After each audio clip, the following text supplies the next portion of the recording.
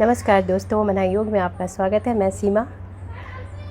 दोस्तों, आज हम बात कर रहे हैं अभी जो लास्ट वीडियो में भी हम बात करते आ रहे हैं, उपनिषद की बात की थी और कि हम उस शक्ति का अंश हैं।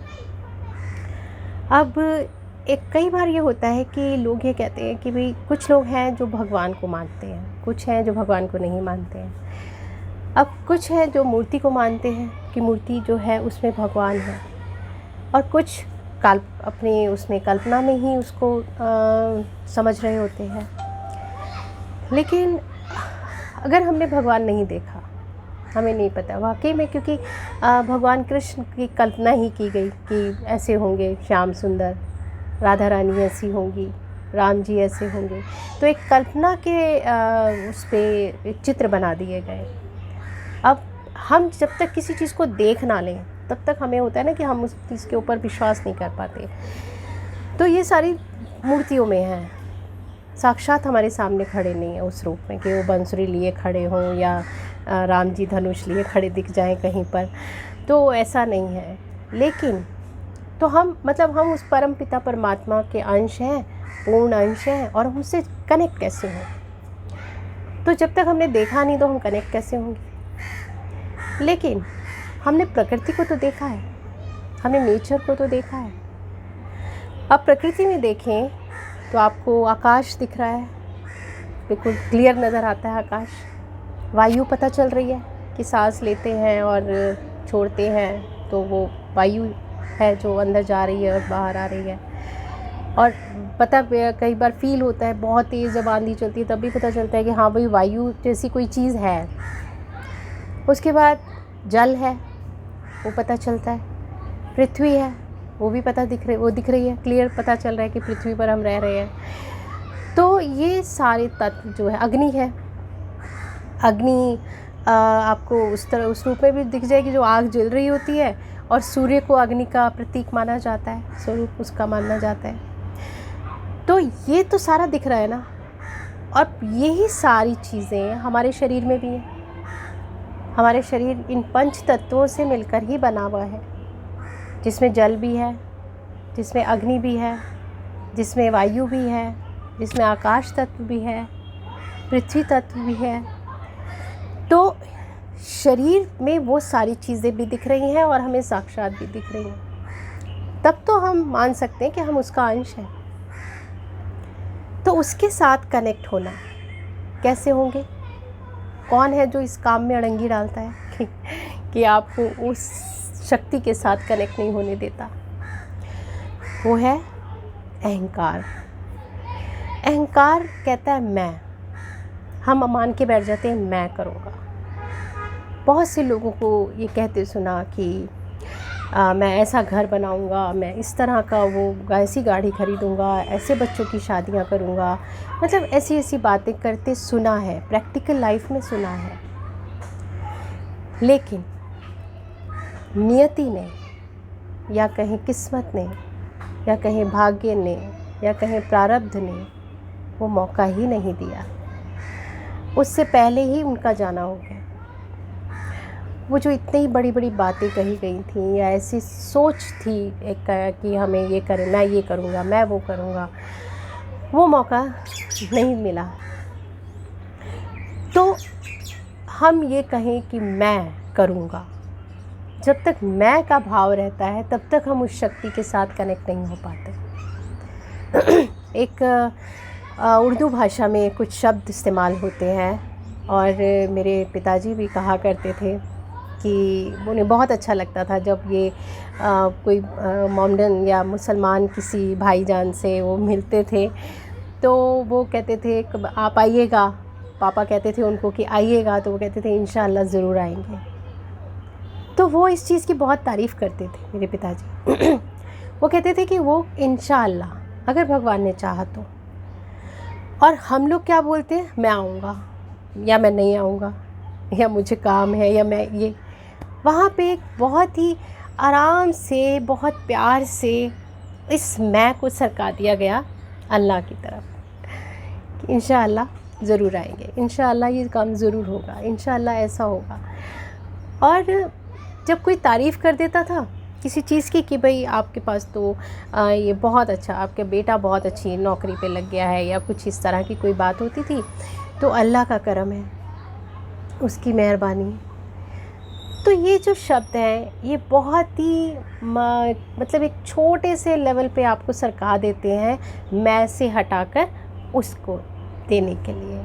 अब उसमें कोई भी हो सकता है, उसमें अगर आपको अल्लाह पे विश्वास है तो वो हो सकता है, भगवान पे विश्वास है भगवान हो सकता है, ईश्वर या जो भी गुरु है, मतलब किसी भी। और भी बहुत सारे लोग गुरु को मानते हैं तो वो कहते हैं गुरु की कृपा है, ये तो गुरु जी का आशीर्वाद है, ये तो उनका है। तो हम अपने को इस तरह से एक मैं से परे कर सकते हैं, उस परम मैं से जोड़ सकते हैं। जैसा पिछली वीडियो में मैंने बताया कि उपनिषद या भगवद गीता हमें ये बता रही है कि हम छोटे से मैं पर ना रुके, हम उस परम मैं के साथ जुड़ जाएं। तो अगर प्रकृति नज़र आ रही है तो प्रकृति के साथ जुड़ जाएं। अब प्रकृति के साथ जुड़ने के लिए मैंने जैसे बताया, अड़ंगी सिर्फ अहंकार डालता है। जब तक हम मैं करते रहेंगे बकरी की तरह, तब तक हम उस बकरी वाला ही वो रह जाएगा हमारा लेवल। तो हमें ये मैं नहीं करनी, जो है उसका। अब उसका मैं इशारा कर दूँ प्रकृति की तरफ, प्रकृति माँ प्रकृति का है या ईश्वर का है, जिसको भी मानते हैं। उसके बाद प्रकृति के साथ कैसे कनेक्ट हो, उसमें छोटे छोटे उपाय आप डेली अपनी रोज़ की ज़िंदगी में कर सकते हैं। जैसे सुबह उठते हैं, आँख खुली, आँख खुलते ही सबसे पहले आँख बंद करके, आँख खुली, खुलते ही आँख बंद करके फिर से बैठ जाए सीधे होकर, कमर सीधी करके, गर्दन सीधी करके, और धीरे धीरे श्वास लें और छोड़ें। सांसों पर ध्यान सबसे पहले वायु पर ध्यान दे दें कि जिसकी वजह से आप आज जाग गए, जिसकी वजह से आज आप उठ गए।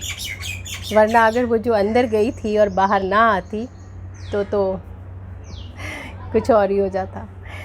तो सबसे पहला धन्यवाद वायु तत्व को दे दें कि अपने शरीर में जो वायु अंदर आ रही है और जा रही है, उसको धन्यवाद। हाथ जोड़कर, आंखें बंद करके नमन। उसके बाद जब आप अपने चरण नीचे उतारने लगे, हम क्या करते हैं, हम बेहोशी में जागते हैं, बेहोशी में भागना शुरू कर देते हैं, बस पट पट पट जल्दी जल्दी जल्दी जल्दी ये सब काम शुरू कर देते हैं। तो पहली चीज़ वायु तत्व को हमने धन्यवाद दिया, जो सांस अंदर गई और बाहर आई। दूसरी चीज़, जैसे ही हम पैरों को नीचे रखें, पृथ्वी पर रखने से पहले पृथ्वी को प्रणाम, पृथ्वी को प्रणाम कि वो हमारा भार सह रही है। एक हमारे में जब धन्यवाद का भाव आ जाता है, हमारे में पूर्णता आने लगती है। धन्यवाद हर चीज़ को, कि खाली किसी ने, कोई सामने से इंसान ने आपके लिए कुछ काम किया है, या हम जब ऑफिस में होते हैं या कहीं ऐसी जगह पे होते हैं जहाँ हमें शिष्टाचार दिखाना होता है, हम वहाँ पे तो थैंक यू बोल देते हैं। लेकिन जो आपके जीवन को चीज़ें चला रही हैं, उनको हम थैंक यू कभी नहीं बोलते। तो दो चीज़ें, पहला धन्यवाद वायु तत्व को, जो सांस ली, जो सांस छोड़ी। दूसरा धन्यवाद पृथ्वी को, जिसके ऊपर आपने चरण रखा। आप 50 किलो के हैं, आप 40 किलो के हैं, आप 70 किलो के, आप 80 किलो के, जितने भी किलो के आपका भार, वो पृथ्वी माता सह रही हैं, तो उनको धन्यवाद करें सुबह सुबह। उसके बाद पानी पिए, बैठकर 2 गिलास पानी ज़रूर पिए उठकर। वो जल तत्व जब अंदर जा रहा है, उसको धन्यवाद कि आपकी वजह से। जल तत्व को हम देखिए उस वक्त भी धन्यवाद कर सकते हैं जब हम जल को पी रहे हैं, हम गट गट गट गट पानी पी जाते हैं, उस वक्त एक धन्यवाद का भाव। जब हम नहा रहे हैं, जो जल हमारे शरीर पर पड़ रहा है, उसको धन्यवाद कि आपके वजह से मेरा शरीर ऊर्जावान हो रहा है। तो 2 वक्त आप कम से कम जल को धन्यवाद कर सकते हैं। वायु को हो गया, पृथ्वी को हो गया, जल को हो गया। अब करना है हमें अग्नि को। तो आइए, और जहाँ सूर्य देव नज़र आए उनको प्रणाम करें, क्योंकि सूर्य देव अग्नि का प्रतीक है।